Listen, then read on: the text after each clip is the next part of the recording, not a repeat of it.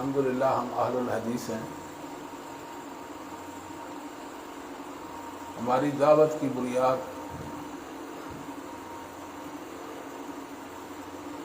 وحی پر ہے، اور وحی قرآن و حدیث کا نام ہے. قرآن اور حدیث دونوں من جانب اللہ ہیں، اور دونوں اللہ کی حفاظت کے ساتھ محفوظ ہیں، اور دونوں قیامت تک باقی رہیں گے. قرآن کریم یہ اللہ رب العالمین کا کلام اور اس کی صفت ہے.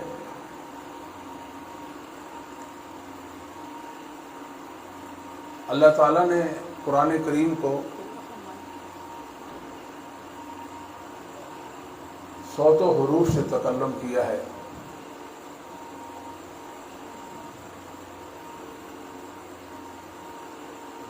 قرآن میں، احادیث صحیحہ میں اور امت کے اجماع میں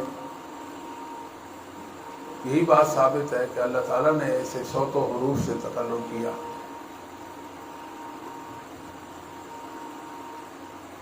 سیدنا عبداللہ بن مسعود رضی اللہ تعالی عنہ کا ایک قول ہے جو امام الائمہ امام ابن خزیمہ رحمہ اللہ تعالیٰ نے اپنی کتاب التوحید میں ذکر کیا ہے، اور اس کی سند صحیح ہے. اذا تکلم بالوحی سمع اہل السماء، جب اللہ تعالیٰ وحی سے تکلم فرماتے تو اہل السماء فرشتے وہ سنتے تھے.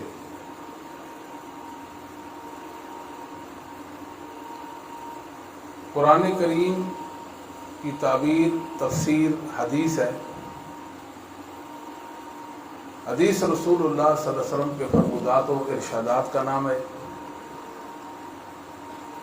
آپ کے قول، فعل اور تقریر کا نام ہے. حدیث بھی من جانب اللہ ہے اور منزل من اللہ ہے. اہل سنہ والجماعت یہی کہتے ہیں. یہ اسلام کے دو بنیادی اور اساسی مصدر ہیں، قرآن اور حدیث. قرآن و حدیث کی تعلیم، تفہیم، محدثین عظام نے کر دی ہے. محدثین عظام جہاں قرآن کریم کے الفاظ اور حدیث کے الفاظ پر پہرا دیتے رہ گئے، وہاں قرآن و حدیث کے معنی پر بھی انہوں نے پہرا دیا.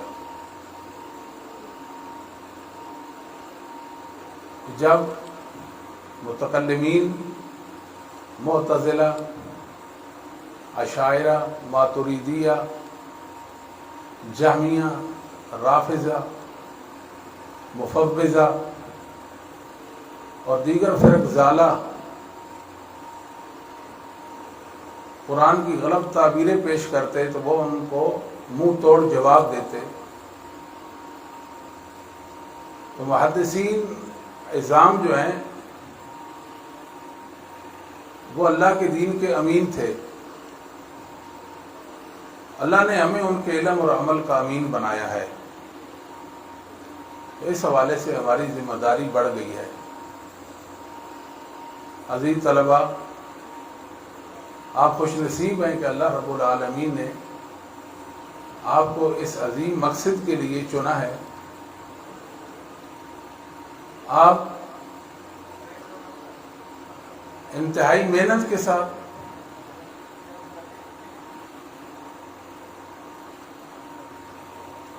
اصول علم میں کوشاں رہیں، اور یاد رکھیے کہ ہمیں اپنے وجود کو قرآن و حدیث کے حوالے سے تھکانا ہوگا. آپ کا مطالعہ انتہائی وسیع ہونا چاہیے. ہزاروں کتابیں آپ نے پڑھ رکھی ہوں، اور جس فن کو آپ اختیار کرتے ہیں اس فن کے ساتھ تو آپ وفا کریں. اور اس کے ساتھ نبھا کریں۔ اس فن سے متعلق جتنی کتابیں ہیں دنیا میں مطبوع و مخطوط، وہ آپ کے پاس ہونی چاہیے، اور ساری زندگی اس سے وابستہ رہیں، اس کی خدمت کرتے رہیں۔ تو ہمیں محنت کی عادت ڈالنا ہوگی، کیونکہ ہم کو عام حیثیت کے لوگ نہیں ہیں، ہماری ذمہ داری بھاری ذمہ داری ہے۔ ہمارا جن سے رشتہ ہے، جن سے ہماری نسبت ہے، وہ ائمہ اعظام ہیں۔ انہوں نے جاں فشانی سے محنت کے ساتھ دین کی حفاظت کی ہے۔ امام ابو حاتم رازی، امام ابو زرع رازی رحمہم اللہ، وہ بیان کرتے ہیں، یہ تقدمۃ الجرح والتعدیل میں واقعہ مذکور ہے کہ ایک دفعہ ایسا ہوا کہ ایک محدث کے پاس گئے، مجلس منعقد ہوئی اور مجلس طویل ہوتی گئی۔ ان کے پاس توشہ جو تھا زیادہ راہ وہ مچھلی تھی، مچھلی پکائیں گے کھائیں گے، لیکن موقع ہی نہیں ملا۔ مجلس اتنی طویل ہوئی کہ جب واپس آئے تو وہ مچھلی گل سڑ چکی تھی۔ تو امام ابو حاتم رازی ابو زرع نے وہ گلی سڑی مچھلی رسول اللہ صلی اللہ علیہ وسلم کی حدیث کے لیے کھا لی۔ ابو حاتم تو فرماتے ہیں کہ میں نے ایک موقع پہ ایک سفر میں اپنے وجود کے کپڑے بھی بیچے، ان کی قربانیاں۔ بعض ائمہ ہمیں ایسے بھی نظر آتے ہیں، رات کو سوئے ہوتے، کروٹ بدلی، ذہن میں کوئی بات آئی، کوئی علمی نقطہ آیا، کوئی بات ایسی آئی، فوراً نوکے قلم پہ لاتے، اسے لکھ لیتے تھے۔ ہماری طرح نہیں کہ ہم ایک بات ہے آئی گئی ہو گئی، وہ علم کو ضبط کر لیتے تھے۔ یہ ائمہ کی سیرت میں چیزیں ملتی ہیں۔ کہنے کا مقصد یہ ہے کہ محنت کے ساتھ علم آتا ہے۔ امام یحییٰ بن ابی کثیر رحمہ اللہ فرمایا کرتے تھے، لا یستطاع العلم براحۃ الجسم، تن آسانی سے جو علم نہیں آتا، علم کے لیے وجود کو تھکانا پڑتا ہے، اپنے آپ کو کھپانا پڑتا ہے۔ سب سے پہلے ہمیں اپنی ذمہ داری کا ادراک ہونا چاہیے کہ ہم پر ذمہ داری کیا ہے، ہم کس حیثیت کے لوگ ہیں، ہم نے کیا کرنا ہے، ہم کون ہیں۔ تو انشاءاللہ العزیز اللہ رب العالمین کا فضل ہمارے لیے اترے گا، اللہ ہمیں مبارک بنا دیں گے، کیونکہ ہم تو ائمہ محدثین کے وارث ہیں۔ محدثین کی برکت سے اللہ تعالی ہمیں بہرہ فرما دیں گے، ان کے علم اور عمل سے اللہ تعالی ہمیں بہرہ فرمائیں گے۔ امام اصمعی رحمہ اللہ تعالی کا ایک قول ہے المدخل میں، فرماتے من لم يحتمل ذل التعلیم ساعتا بقی فی ذل الجہل ابدا، کہ جو شخص زندگی کا مختصر عرصہ ساعہ، ایک گھڑی بھر 6 7 سال 8 سال 10 سال اصول علم میں مشقت نہیں اٹھاتا، وجود کو نہیں تھکاتا، محنت کا بوجھ نہیں لاتا اپنے آپ پر، وہ ساری زندگی جہالت کا بوجھ اپنے آپ پر لاد لیتا ہے۔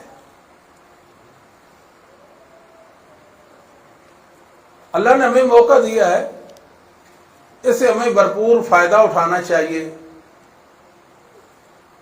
اور ہمیں جفاکش بننا چاہیے۔ مطالعہ کا ہمارے شوق ہو، ہمیں کتابی کیڑا کی حیثیت سے، جس طرح کتابی کیڑا ہوتا ہے نا، ایسے پڑھنا چاہیے اور مطالعہ کرنا چاہیے، اور آپ نے علم میں وسعت لانی چاہیے۔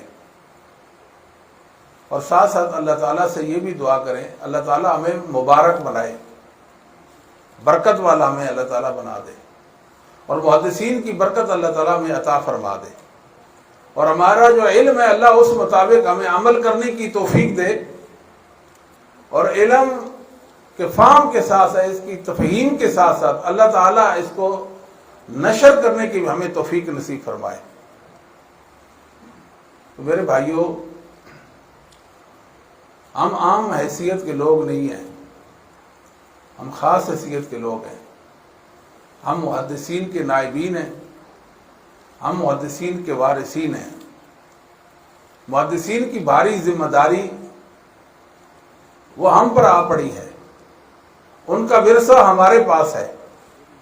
یہاں رک کر میں ایک اور بات عرض کرنے چلتا ہوں کہ جو قرآن اور حدیث کا علم ہے، وحی کا جو علم ہے جسے علم الہی کہتے ہیں،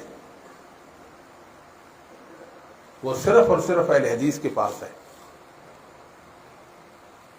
مت سمجھے کہ فلاں شخص تو بڑا عالم ہے، اس نے قرآن کریم کی ضخیم تفسیر لکھ دی، وہ حافظ ہے، وہ قاری ہے، بخاری پڑھاتا ہے، مسلم، ابو داؤد، ترمذی، نسائی، ابن ماجہ پڑھاتا ہے۔ ایسے نہیں ہے۔ پڑھانے کی حد تک، لکھنے کی حد تک تو بات ہے، لیکن قرآن و حدیث کا جو صحیح فہم اور علم ہے وہ صرف اور صرف اہل حدیث کے پاس ہے، اور دنیا میں کسی کے پاس نہیں۔ آپ نے اس حقیقت پر غور کرنا ہے۔ اگر آپ اس حقیقت کو پا لیں تو آپ یقین جانیں کہ آپ خوش نصیب ہیں، سعادت مند ہیں کہ آپ نے ایک بڑی حقیقت کو پا لیا ہے کہ صحابہ کے بعد محدثین کا دور ہے، تو محدثین جو تھے وہ اہل السنہ والجماعت تھے، وہ طائفہ منصورہ تھے، وہ فرقہ ناجیہ تھے، وہ حزب اللہ تھے۔ اللہ رب العالمین نے ان کو دلائل کی دنیا میں غلبہ دیا ہوا تھا۔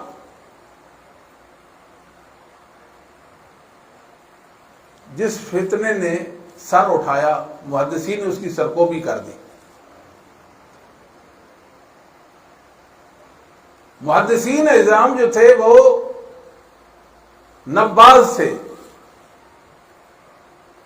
اللہ تعالیٰ نے ان کو کمال کا فہم دیا ہوا تھا، وہ فتنوں کو بھانپ لیتے تھے اور اس کی سرکوبی کے لیے کوشش کرتے تھے۔ وہ اہل سنہ، ان کے پاس نبوت کا علم تھا۔ ان کے مقابلے میں ایک گروہ آیا، اس نے ایک دنیا میں علم وضع کیا جسے علم کلام کہتے ہیں۔ ہمارے محدثین اعظام نے علم کلام کی اور متکلمین کی مذمت کی ہے۔ وہ تو علم تھا نہیں، وہ تو جہالت تھی، وہ تو ظلم تھا۔ اس علم کا مقصد یہ تھا کہ قرآن و حدیث کا رد کیسے کرنا ہے، مسلک محدثین کو مٹانا کیسے، اسے ختم کیسے کرنا ہے۔ تو دنیا میں لوگوں نے ایک بات کرنا شروع کر دی کہ جو محدثین کا مسلک تھا وہ اسلم تھا، سلامتی والا اسلم تھا، اور متکلمین کہنے لگے کہ ہم عالم اور احکم ہیں، ہمارا مسلک عالم اور احکم ہے۔ آپ انصاف کریں، بتائیں کہ جو متکلمین ہیں جن کے پاس علم نبوت ہی نہیں ہے، وہ عالم اور احکم کیسے بن گئے تھے؟ اور جن کے پاس علم نبوت تھا ان کو کہا یہ اسلم ہے، یعنی ان کا مسلک زیادہ سلامتی والا تھا، اور ہمارا مسلک زیادہ ٹھوس اور علم پر مبنی ہے۔ یہ ایک باتیں، یعنی دنیا میں یہ باتیں ہونے لگی۔ بدیہی بات ہے کہ جو محدثین کا مسلک وہ اسلم بھی تھا، وہ عالم بھی تھا اور احکم بھی تھا، محدثین کے سامنے کوئی بھی نہیں ٹھہر سکتا تھا۔ اللہ تعالیٰ نے ان کو مبارک بنایا تھا۔ آپ محدثین نظام کو دیکھتے ہیں، امام بخاری رحمہ اللہ ایک باب قائم کرتے ہیں، ذیل میں آیات قرآنیہ اور حدیث لے آتے ہیں۔ کوئی لمبا چوڑا باب بھی نہیں ہوتا، بسا اوقات ایسے ہوتا ہے کہ بہت مختصر باب ہوتا ہے، انتہائی مختصر باب اور سادہ سا باب ہوتا ہے۔ امام بخاری رحمۃ اللہ علیہ کی یہ برکت تھی کہ اس میں یعنی محدثین میں یہ الجھاؤ والی بات نہیں تھی کہ فلاں یہ کہتے اور ہم یہ کہتے ہیں، وہ یہ کہتے ہم یہ کہتے، ایسا نہیں تھا۔ وہ لوگوں کے سامنے قرآن و حدیث کی جو تعلیم ہے اچھے طریقے سے اس کو پیش کرتے، کسی کا جی چاہے تو اسے لے لے، جس کا جی چاہے نہ لے، لیکن ان کی برکت دیکھیں کہ محدثین کی برکت کتنی تھی کہ مختصر کتابیں لکھی، چھوٹی چھوٹی کتابیں لکھی۔ بخاری کوئی بڑی کتاب تو نہیں ہے، مختصر کتاب ہے۔ مسلم کوئی بڑی نہیں، چھوٹی کتاب ہے۔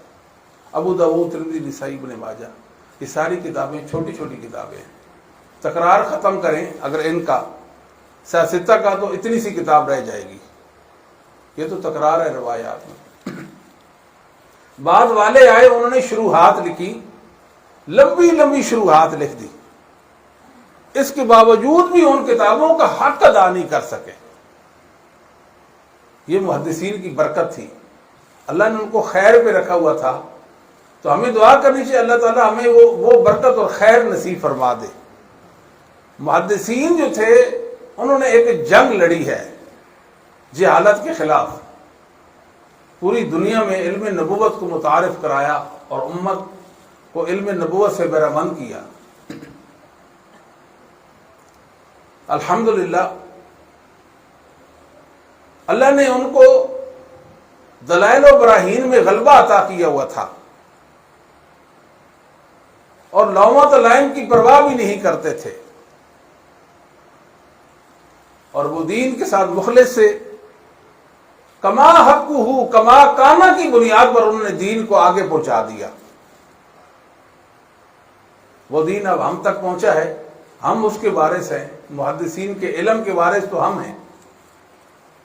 آج لوگ بخاری کی تقاریب بھی کرتے ہیں اور دیگر کتب حدیث بھی پڑھاتے ہیں، مگر ان کا محدثین سے وہ واسطہ نہیں ہے جو واسطہ ہمارا ہے۔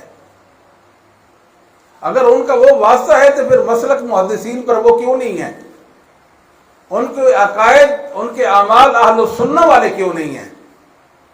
سوال تو یہ بھی پیدا ہوتا ہے نا کہ محدثین کو مانتے ہیں تو ماننے کا کیا مفہوم ہے؟ ان کے عقیدہ اور عمل کو کیوں نہیں لیتے؟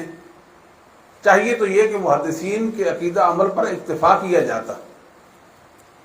انہوں نے کیا کیا کہ محدثین کے عقیدہ اور عمل کو ختم کرنے کے لیے علم کلام دنیا کو بتایا، اور علم کلام کا بڑا نقصان یہ ہے کہ اللہ کی توحید کو مسح کرنے کی کوشش کی گئی، خصوصاً اسماء اللہ اور صفات باری تعالیٰ کے حوالے سے امت کو گمراہی میں ڈال دیا، ایسی ایسی پریشانیاں واقع کر دی، ایسی ایسی باتیں کی کہ الجھاؤ پیدا کیا،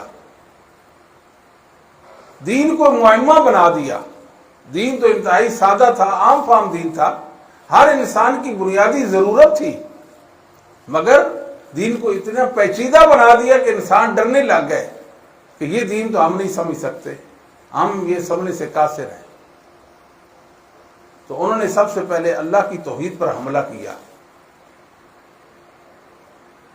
توحید باری تعالیٰ پر حملہ کیا،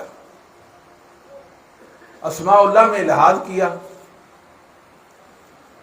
اللہ کے ناموں میں الحاد کا مطلب چار طرح سے ہو سکتا ہے کہ اللہ کے بعض ناموں کا انکار کر دیا۔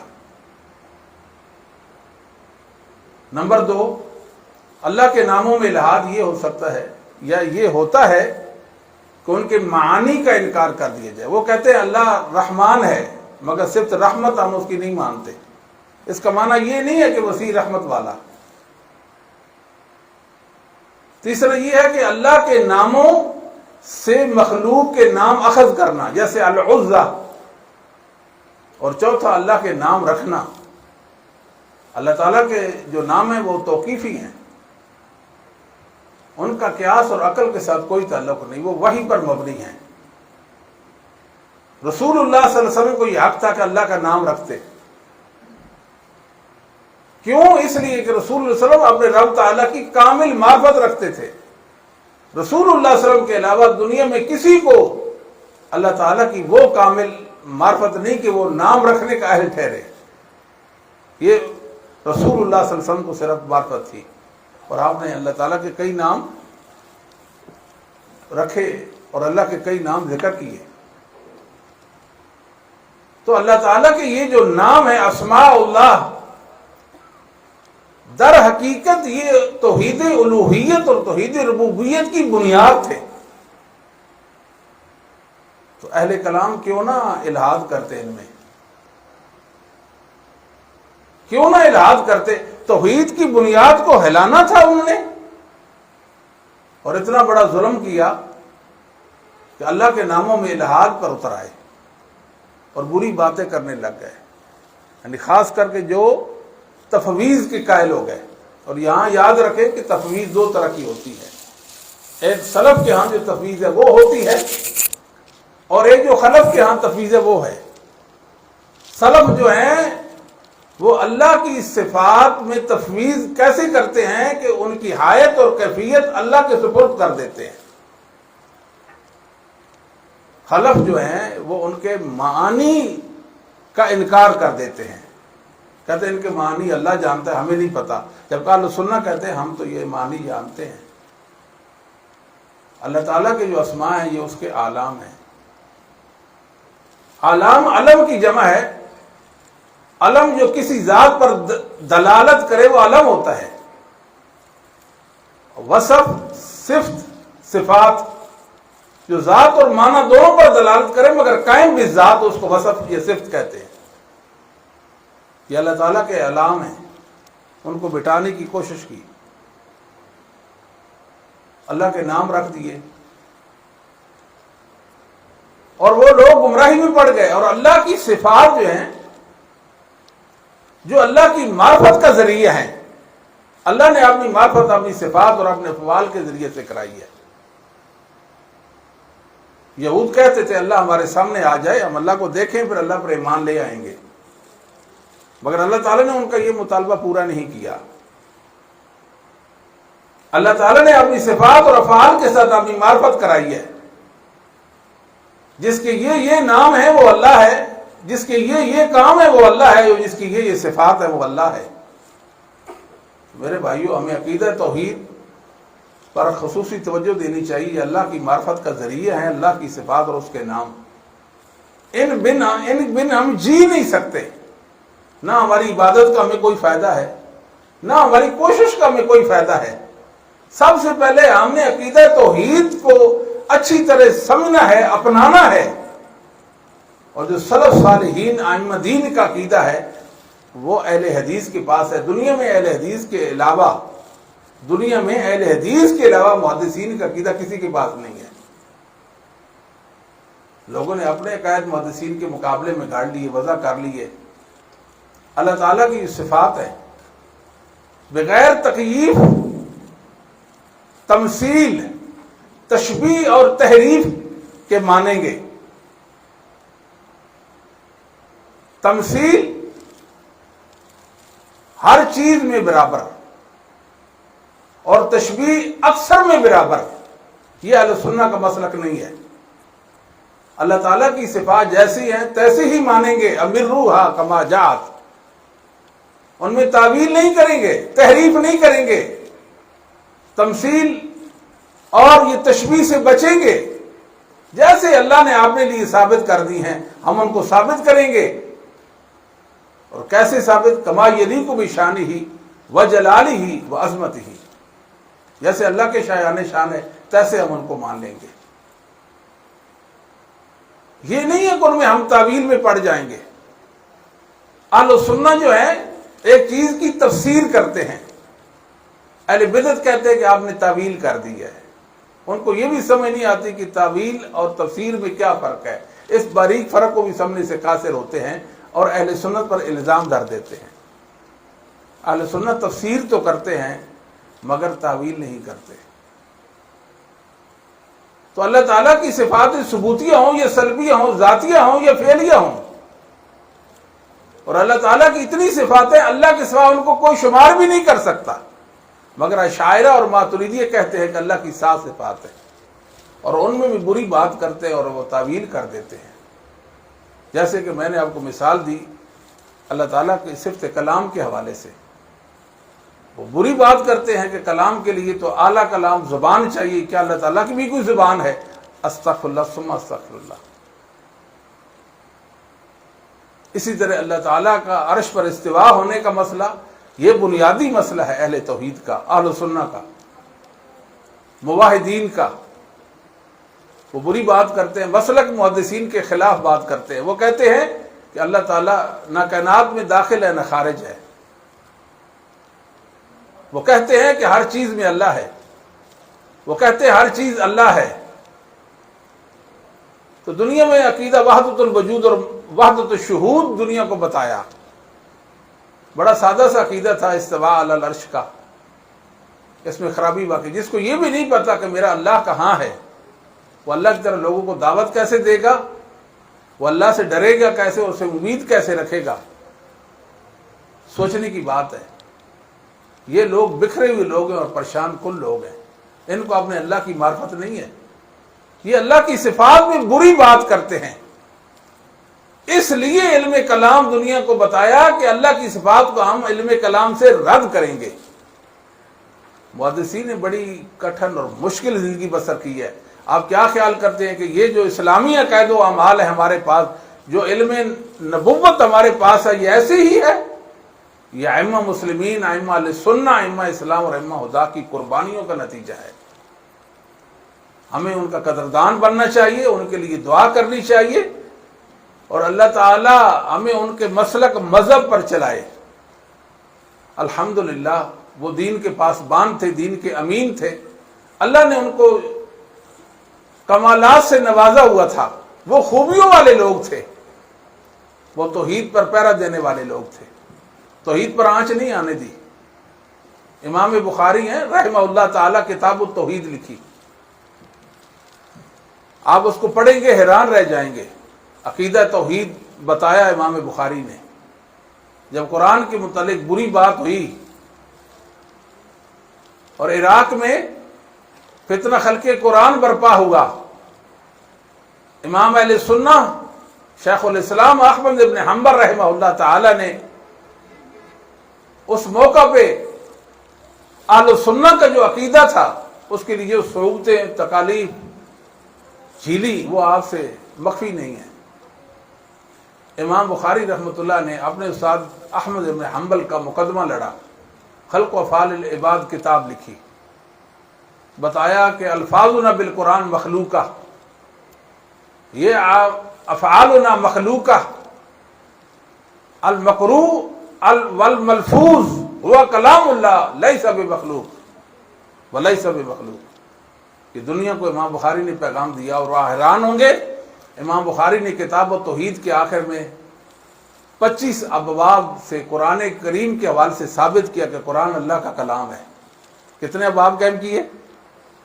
25 ابواب امام بخاری نے قائم کیے، اور الحمدللہ ہم محدثین کے مسلک پر ہیں، ان کے عقیدے پر ہیں، اور ان کے عقیدے سے سرے منہ ہم منحرف نہیں ہیں۔ یہ اللہ نے ہمیں اعزاز بخشا ہے کہ صحیح اسلامی عقیدہ اور صحیح علم یہ ہمارے پاس ہے۔ اب بتائیں کہ ہماری حیثیت سمجھ آتی ہے کہ نہیں آتی کہ ہم کس حیثیت کے لوگ ہیں؟ یہ ہماری ذمہ داری بنتی ہے کہ صحیح اسلامی عقائد، عقیدہ توحید ہم امت کے سامنے پیش کریں، اور اپنے تمام سلسلوں کی بنیاد عقیدہ توحید پر ڈالیں۔ توحید کو مقدم ہم نے رکھنا ہے، توحید نہیں ہے تو کچھ بھی نہیں ہے، توحید اصل ہے، اور باقی جو سلسلے ہیں وہ توحید کتابیں ہیں۔ تو لہذا عقائد جو ہیں اہل سنہ کے، ان کو ہم نے سمجھنا بھی ہوگا اچھی طرح، اور اپنانا بھی ہوگا، اور امت کے سامنے ان کو پیش بھی کرنا ہوگا۔ اور محدثین کرام جو تھے، اللہ تعالیٰ نے ان کو یہ اعزاز بخشا، ان کے مسلک اور ان کے عقیدے کو اللہ نے ایک تسلسل بخشا۔ تسلسل ائمہ کے دور سے لے کر ہر دور میں حق رہا، وہ حق چلتا چلتا ہم تک پہنچا، اور قیامت تک آخری انسان تک پہنچے گا۔ دنیا میں حق ایک لمحہ بھر کے لیے بھی مفقود نہیں ہوگا، یہ بات یاد رکھیں۔ رسول اللہ صلی اللہ علیہ وسلم نے اس حوالے سے بشارتیں سنائی ہیں، مزدجاں فضا لا تزال طائفة من امتی ظاہرین علی الحق لا یضرهم من حالفهم حتی یاتی امر اللہ کما قال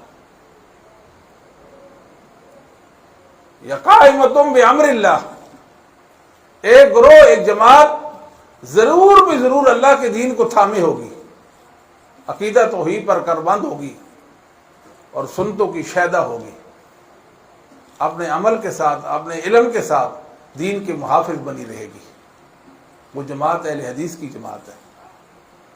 میں عرض کر رہا تھا دنیا میں لوگوں نے قرآن و حدیث کے حوالے سے اپنے تئیں بہت خدمت کی ہے، قرآن کی تفاسیر لکھی. یاد رکھیں وہ قرآن کی تفسیر نہیں ہے،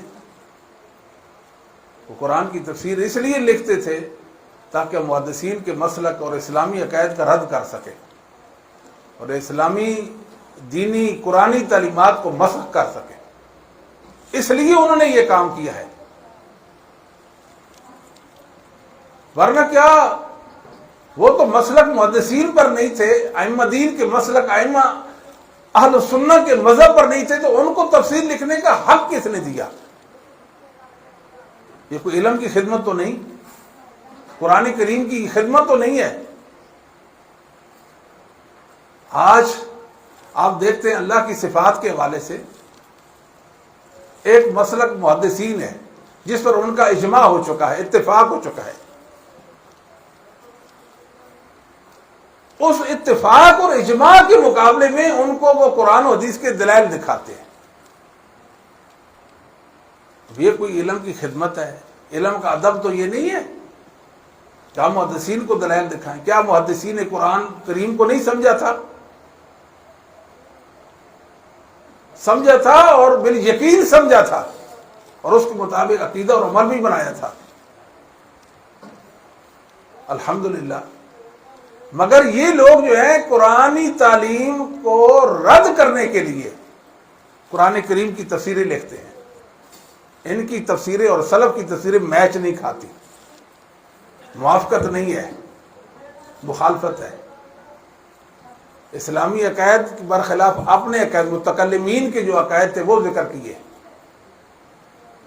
اس ذہن میں رہ گئے کہ ہمارا جو مسلک ہے متکلمین کا وہ عالم و احکم ہے، اور اپنے مسلک کو قرآن کے دلائل سے ثابت کرتے رہ گئے اور قرآن کریم کی آیات کو اپنا معنی پہناتے رہ گئے مرضی کا. تمسک بالقرآن کا ہرگز یہ مطلب نہیں ہوتا جو انہوں نے سمجھا ہے. تمسک بالقرآن کا مطلب یہ ہوتا ہے کہ قرآن کریم کو اپنی آراء اور احوا کا تختہ مشق نہیں بنانا چاہیے. قرآن کریم کی وہی تفسیریں، وہی تعبیریں معتبر ہیں جو صحیح احادیث اور امت کی متفقہ تصریحات کے مخالف نہ ہوں، اور ان کی شاید ہی کوئی تفسیر ہو جو امت کی متفقہ تصریحات کے مخالف نہ ہو. یہ تو قرآن کریم کی تعریف میں بھٹک گئے، کہتے ہیں یہ کلام نفسی ہے، اللہ نے اسے تکلم ہی نہیں کیا، یہ تو الفاظ جو ہیں یہ جبرائیل کے ہیں یا محمد صلی اللہ علیہ وسلم کے ہیں، اللہ کے تو یہ الفاظ ہی نہیں ہیں. یہاں تک جو بات کرتے ہیں تو ان کو قرآن کریم کی تفسیر لکھنے کا کیا حق ہے؟ محدثین سے کٹ گئے، ائمہ اہل سنت سے کٹ گئے، ان سے کٹنے کے بعد ان کو کیا حق تھا کہ قرآن کریم کی تفاسیر لکھتے؟ پھر ان کے جو مسلک ہے، ان کی جو علمی کوشش ہے، اس کے اندر آپ دیکھیں گے اختلاف، انتشار اور تشتت ہے. اہل سنت کی تفاسیر اول سے لے کر آخر تک آپ دیکھیں گے اس میں کوئی ایسی ویسی بات نہیں ہوگی. یہ ایک دوسرے پر ردود کرتے ہیں، ایک آتا ہے دوسرے پر، دوسرا آتا ہے اس پر، وہ ردود کرتے ہیں. ایک ہی مذہب، ایک ہی مکتب کے لوگ، ہم مشرب لوگ ایک دوسرے پہ رد کر رہے ہوتے ہیں. اس درجے کا رد ہوتا ہے کہ وہ دوسرے کو کفر کی حد تک پہنچا دیتے ہیں. الحمدللہ اہل السنہ اہل الحدیث کہ جو سلسلے ان میں ایسا نہیں ہے. آپ ائمہ کی کتابوں کو پڑھ لیں، ایسی تو کوئی بات نہیں ان کے اندر. آپ کو اتفاق ہی اتفاق نظر آئے گا، آپ کو محبت ہی محبت نظر آئے گی، آپ کو علم ہی نظر آئے گا. جیسے اللہ کی مراد تھی انہوں نے پائی اور امت کے سامنے اس کو پیش کر دیا، جیسے رسول اللہ صلی اللہ علیہ وسلم کی مراد تھی اس کو سمجھا. کیسے سمجھا؟ اصحاب محمد کے ذریعے سے سمجھا اور اللہ کی مراد محمد صلی اللہ علیہ وسلم کے ذریعے سے سمجھا اور امت کے سامنے پیش کر دیا. یہاں کراچی کا ایک گمراہ شخص ہے اور وہ کہتا ہے میں قرآن کو صرف مانتا ہوں، حدیث کو نہیں مانتا. اور یاد رکھیں کہ جو حدیث کو نہ مانے وہ قرآن کو کبھی بھی نہیں مان سکتا. اگر کسی کی عقل میں یہ بات آتی ہے تو ہمیں یہ بات سمجھا دے، ہم اس کو مرحوم منت ہوں گے. فَاذْكُرُوا اللَّهَ كَذِكْرِكُمْ فَاذْكُرُوا اللَّهَ كَذِكْرِكُمْ آبَاءَكُمْ او اشد ذکرہ. کیسے؟ فَاذْكُرُوا اللَّهَ كَذِكْرِكُمْ آبَاءَكُمْ او اشد ذکرہ. وہ کہتے تھا کہ مینا میں لوگ ہوتے تھے تو ان کو حکم ہوگا تو ویسے ہی باتیں کر رہے ہو، اللہ تعالیٰ کا ذکر کرو جس وقت تم آباء و اجداد کا ذکر کرتے ہو. کیسے؟ ہمارے دادے نے یہ کیا، پردادے نے یہ کیا، ہمارے باپ کے یہ کارنامے ہیں. ایسے اللہ کا ذکر کرو. اللہ نے آسمان بنایا، زمین بنائی، اللہ نے یہ کیا وہ کیا، یہ اللہ نے یہ کیا وہ کیا. یہ اللہ کا ذکر ہے. فَاذْكُرُوا اللَّهَ كَذِكْرِكُمْ آبَاءَكُمْ او اشد ذکرہ کا یہ معنی ہے. یہ جو سبحان اللہ و بحمدہ سبحان اللہ العظیم، ایک آدمی بیٹھ جاتا ہے پڑھتا ہے سبحان اللہ سبحان اللہ، وہ کہتا ہے وہ تو مجنون اور پاگل ہے، بے وقوف انسان ہے وہ. سبحان اللہ و بحمدہ یہ کیا ذکر ہے؟ بے وقوفوں والا ذکر ہے یہ تو. لا حول ولا قوت الا باللہ یہ کیا ذکر ہے؟ ایک آدمی ایسی تسبیح پڑھتا رہتا ہے، 100 بار پڑھتا ہے استغفر اللہ استغفر اللہ استغفر اللہ. وہ مجنون نہیں تو اور کیا انہیں؟ یہ ان کا حال ہے. یہ شوق، یہ اللہ کی مراد کو نہیں انہوں نے پایا. کیا محمد صلی اللہ علیہ وسلم اور صحابہ کرام ائمہ اعظام اس آیت کا یہی معنی لیتے ہیں جو یہ بیوقوف لوگ لے رہے ہیں؟ فرمائیے. اور میں یہاں ایک بات عرض کروں کہ اسلام پر حملہ ہوا تھا متکلمین کی جانب سے. اتنا زبردست حملہ تھا کہ پوری شریعت کو مجاز پر معمول کر دیا، پورے دین کو مجاز پر معمول کیا. یہ مجاز ہے، یہ مجاز ہے، یہ مجاز ہے. اذا الشمس کورت یہ مجاز ہے. پوری شریعت کو مجاز پر معمول کر دیا، اس کی تعویل کر دی. شیخ الاسلام ابن تیمیہ رحمۃ اللہ علیہ دنیا میں در و تعارض العقل و نقل کتاب لکھ کر دنیا کو بتایا یہ دو بت مجاز اور تعویل کے ہم نے توڑ کر قدموں میں ڈال دیے ہیں. الحمدللہ اہل سنہ تو ہر چیز کو حقیقت پر معمول کرتے ہیں. مجاز کا کیا ہے؟ اور تعویل نہیں کرتے. وہ یہ لوگ تعویلیں کرتے ہیں. آپ پرویز کی کتابیں پڑھیں، منکرین حدیث کی کتابیں پڑھیں. قرآن کریم کے ساتھ ان کا کھلواڑ ہوتا ہے. دنیا سمجھی یہ تو مفسرین ہیں، مذہبی سکالر ہیں، بڑی علم اور پتے کی بات کرتے ہیں. نہیں. فلولا انہ کان من المسبحین للبث فی بطنہ الی یوم یبعثون. یونس نبی کے بارے میں ہے اگر یہ تسبیح کرنے والوں میں سے نہ ہوتے تو مچھلی کے پیٹ میں رہتے. پرویز کہتے تھے سبح یسبح تسبیح کا معنی تیرنا ہوتا ہے، سوئمنگ کرنا ہوتا ہے. اگر تیرنے والوں میں سے نہ ہوتے تو مچھلی کے پیٹ میں رہتے. یہ قرآن کی تفسیر ہو رہی ہے. اور پرویز صاحب یہ بھی کہتے تھے کہ تم یہ جو حدیثیں ہیں، حدیثیں نہیں یہ تو روایات ہیں، ان کو چھوڑو، قرآن مجھ پر پیش کرو، میں قرآن کی تفسیر کر دوں گا. یہ ان کا دعویٰ تھا. ہم کہتے ہیں پرویز صاحب ہم اس تفسیر کو کہاں مانتے ہیں جو 1400 سال میں کسی نے کی نہیں اور آج کر کے آپ دکھائیں گے. ہم ایسے اسلام کو سلام کرتے ہیں. ہم تو اس اسلام کو مانتے ہیں کہ جس کی تفسیر عبداللہ ابن عباس نے کی تھی، ابو بکر صدیق نے کی، اصحاب محمد نے کی، محدثین ائمہ دین نے کی، تابعین تبع تابعین نے کی. ہم تو اس اسلام کو مانتے ہیں. ہم ان کے علم پر بھروسہ کرتے ہیں. ان کا علم مبارک علم تھا. آپ کی بات ہم کیسے مان لیں؟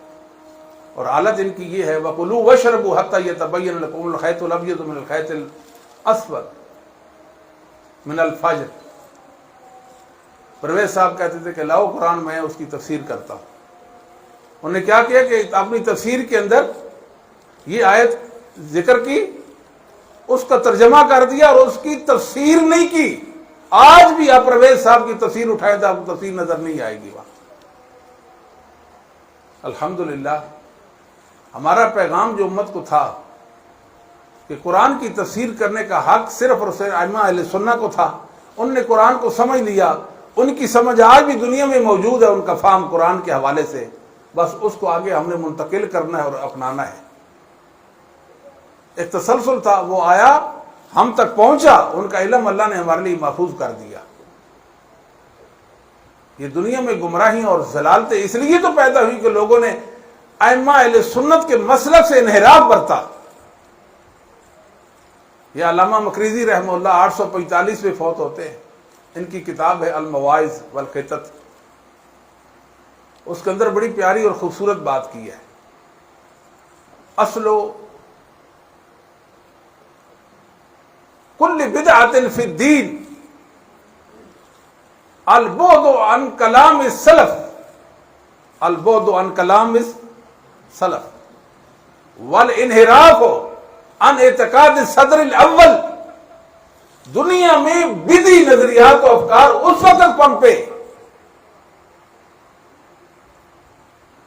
اور سلف کا مسلک اس وقت لوگوں نے اس انداز میں اس کو رد کرنے کی کوشش کی کہ ان کی باتوں سے دوری اختیار کر لی کہ ہم محدثین کی بات نہیں لیتے. اور صدر اول کے جو مسلمان تھے ان کے عقائد و اعمال کو ترک کر دیا اور دنیا کے سامنے اپنے عقائد و اعمال متعارف کرائے. یہ ہر بدعت کی بنیاد ہوتی ہے.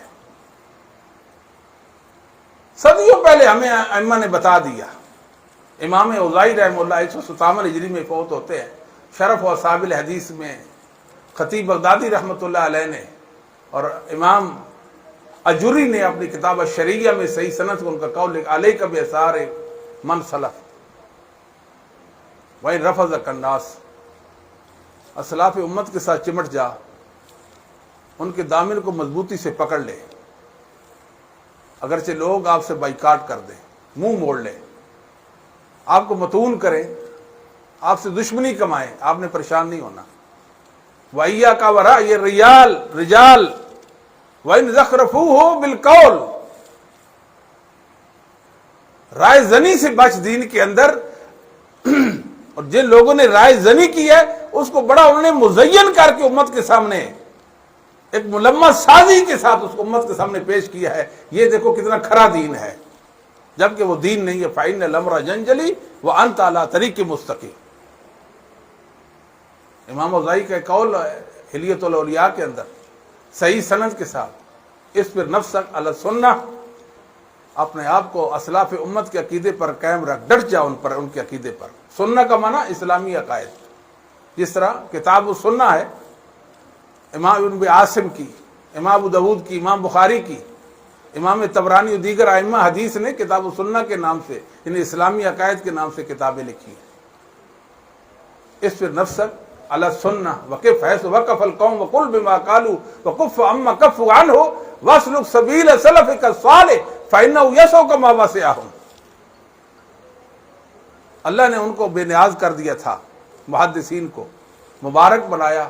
اللہ نے وہ علم ان کو عطا فرمایا جو انسانی زندگی میں جس کی احتیاج اور ضرورت ہے، وہ کما حقہ علم ان کے پاس موجود تھا. جو وہ بات کہتے تھے آپ وہی بات کہیں،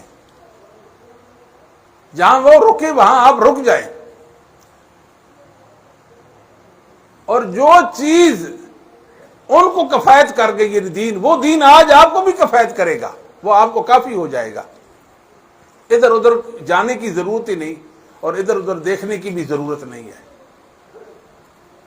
تو بھائیوں، کہنے کا مقصد یہ ہے کہ ہر فتنے کی بنیاد، ہر گمراہی اور ضلالت کی بنیاد اہل سنت کے عقیدے سے انحراف ہے. جو بھی اہل سنت کے عقیدے سے منحرف ہو جائے گا وہ معول بن جائے گا. وہ منحرف تو ہے ہی، وہ معول بن جائے گا. پھر اس کے اندر ایک وصف آئے گا. توجہ فرمائیے، وہ اہل سنت کا دشمن بن جائے گا۔ یہ ساری باتیں ائمہ نے ہمیں بتا دی ہیں، یہ ہمارے مد نظر و پیش نظر ہونی چاہیے۔ امام حاکم رحمہ اللہ تعالی، ابو عبداللہ الحاکم، جن کو امام ابن البی بھی کہتے ہیں، اپنی کتاب معرفت علوم الحدیث کے اندر ایک بات لکھی، اور یہ معرفت علوم الحدیث جو کتاب ہے یہ اصول حدیث کی بے نظیر کتاب ہے، اس جیسی کتاب ہی کوئی نہیں ہے۔ کیونکہ بعد میں خطیب نے جب بہت ساری کتابیں علوم حدیث کے حوالے سے لکھی تو ان کتابوں میں معتزلہ کا عقیدہ جو اصول حدیث کے حوالے سے وہ بھی کوٹ کر دیا۔ لہذا امام حاکم رحمۃ اللہ علیہ کی یہ کتاب گولڈ ہے، 24 کیرٹ کا۔ اہل السنہ کاتبۃ اخوانہم، اہل سنہ بھائی ہوتے ہیں،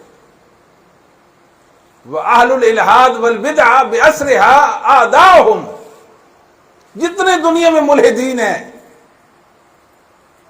جتنے بدعتی ہیں، اہل سنہ سے ہٹ گئے، وہ سارے کے سارے اہل حدیث کے دشمن ہیں، اہل حدیث کو ختم کرنا چاہتے ہیں، اہل حدیث کو دیکھنا بھی نہیں چاہتے، ان کے وجود کو اس ماحول معاشرے کے لیے ناسور سمجھتے ہیں، اپنے لیے بہت بڑی پریشانی اور رکاوٹ سمجھتے ہیں کہ ہمارے باطل نظریات ان کی موجودگی میں پنپ نہیں سکتے۔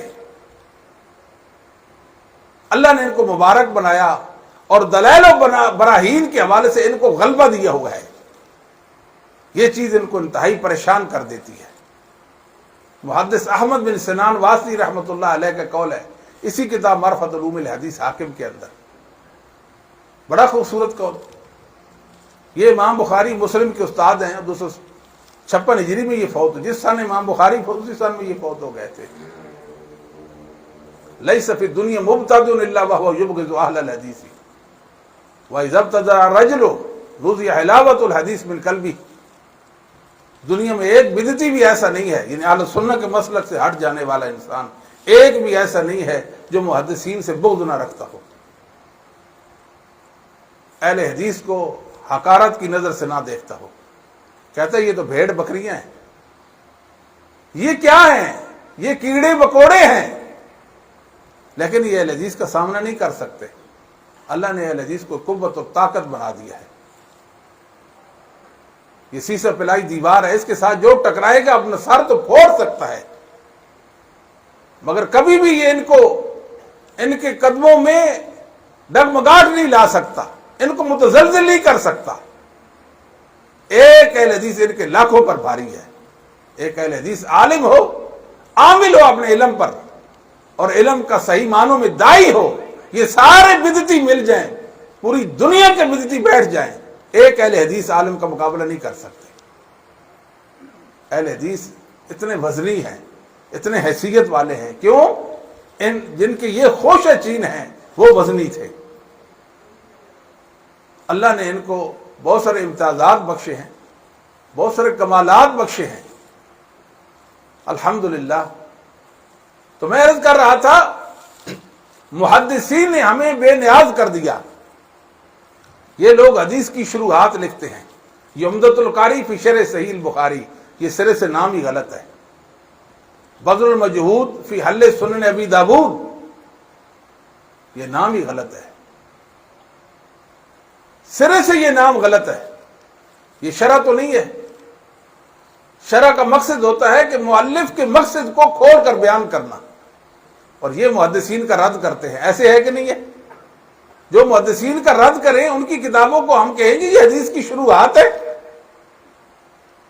اور دوسری بات یہ یاد رکھیں، ان کے پاس علم نبوت ہے ہی نہیں، تو حدیث کی تفسیر تو پھر اپنی احوا کے ساتھ یا اپنی آراء سے کریں گے نا، محدثین کی روایات اور اصحاب محمد صلی اللہ علیہ وآلہ وسلم کے اقوال و افعال سے نہیں کریں گے۔ اگر کریں گے تو پھر ان کو دنیا میں مقلد کون کہے گا؟ پھر یہ مقلد تو نہیں رہ جائیں گے، یہ تو کوئی اور چیز بن جائیں گے نا، یہ بڑی پریشانی میں مبتلا ہیں۔ تو لہذا اللہ تعالیٰ نے ہمیں یہ شرف بخشا ہے کہ ہم محدثین کے ہیں، محدثین ہمارے ہیں، ان کا علم ان کا عمل ہمارے پاس موجود ہے، اور ہم ان کے علم پر پہرا دے رہے ہیں۔ ان کے عمل پر بھی پہرا دے رہے ہیں۔ یہ جو نبی پاک صلی اللہ علیہ وسلم کا فرمان ہے، متواتر حدیث ہے، لا تزال طائفۃ من امتی ظاہرین علی الحق لا یضرهم من حالفهم۔ اس حدیث کی تفسیر میں، اس کے معنی میں، امام علی ابن مدینی جو امام بخاری کے بھی استاد ہیں، 234 ہجری میں یہ فوت ہوتے ہیں، اور شرف و اصحاب الحدیث میں آپ کے قول موجود ہے کہ اس حدیث کے مصداق کون لوگ ہیں کہ لا تزال طائفۃ من امتی ہم اہل الحدیث۔ اس سے محدثین مراد ہیں، اس سے محدثین مراد ہیں۔ والذین یتعاہدون مذاہب الرسول ویذبون عن العلم، یہ رسول اللہ صلی اللہ علیہ وسلم کی سنتوں کو بڑی محافظت کے ساتھ اختیار کرتے ہیں، ان کی محافظت کرتے ہیں سنتوں کی، کہ سنتے ضائع نہ ہو جائیں، سنتے مٹ نہ جائیں۔ رسول اللہ علیہ وسلم کی اداؤں پر یاد رکھیں کہ دنیا میں ایک کوشش ہو رہی ہے، اس زمین پر محمد صلی اللہ علیہ وآلہ وسلم کی سیرت، آپ کے اسوہ کو مٹا دیا جائے۔ تب حدیثوں پر لوگ عملے کرتے ہیں، تب قرآن کی غلط تعبیریں اور تفسیریں لکھی جا رہی ہیں۔ دنیا اس کوشش میں لگی ہوئی ہے، توجہ فرمائیے۔ کوشش کیا ہے؟ کوشش ایک ہے کہ اسوہ رسول مٹ جائے۔ آپ جانتے ہیں الکافی محمد بن یعقوب کلینی کی ہے، اس نے ایمان اور اسلام کے حوالے سے ایک چیپٹر قائم کیا ہے، اور اسلام کے 5 ارکان بیان کیے ہیں۔ کتنے؟ 5۔ اہل سنہ کے نزدیک، اہل حق مسلمانوں کے نزدیک اسلام کے جو 5 ارکان ہیں، کیا ہے؟ توحید ہے، رسالت ہے، نماز، روزہ، حج، زکوٰۃ، یہ 5 ہیں۔ اس نے کہا کہ اسلام کے 5 ارکان کون کون سے؟ نماز، روزہ، زکوٰۃ، حج اور ولایت۔ نہ اللہ کی توحید، نہ رسول اللہ کی رسالت۔ کیا یہ دین کے خیر خواہ ہیں؟ یا ان کے پاس حق ہے، ہم ان سے حق لیں گے، ہم کہیں گے کہ ان کے پاس علم نبوت ہے؟ یہ عجیب مخلوق ہے، یہ ان کا کردار ہے۔ اس کے پیچھے جو مقصد ہے وہ یہ ہے کہ رسول اللہ صلی اللہ علیہ وسلم کا اسوہ، آپ کی سنتوں کو مٹا دیا جائے۔ امام رحمہ اللہ فرماتے ہیں لولاہم، علی ابن مدینی کیا فرماتے ہیں؟ لولاہم، اگر یہ نہ ہوتے، محدثین اس زمین پر نہ ہوتے، احمد بن حنبل، شافعی، مالک، بخاری، مسلم و دیگر ائمہ حدیث نہ ہوتے، لم تجد عند المعتزلة والجہمیة والرافضة واہل الارجاء واہل الرائے شیء من السنن، رسول اللہ کی ایک سنت بھی معتزلہ کے پاس، جہمیہ، رافضیہ کے پاس، اہل ارجاء مرجیہ کے پاس، اہل رائے کے پاس آپ کو نہ ملتی۔ اتنی بڑی حقیقت ہم آنکھیں بند کر کے بیٹھے۔ اللہ نے ہمیں عظمتوں والا بنایا ہے، اہل حدیث عظمتوں کا استعارہ ہے۔ اللہ نے ہمیں صلاحیتیں بخشی ہیں، اللہ کے خصوصی انعامات ہیں ہم پر۔ میرے بھائیوں، وہ صلاحیتیں ان کو بروکار لانا ہوگا،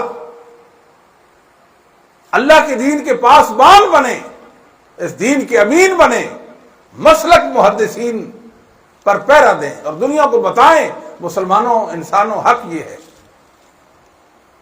یہ شروحات لکھتے جا رہے بیچارے، کیا شرح انہوں نے کرنی ہے جی؟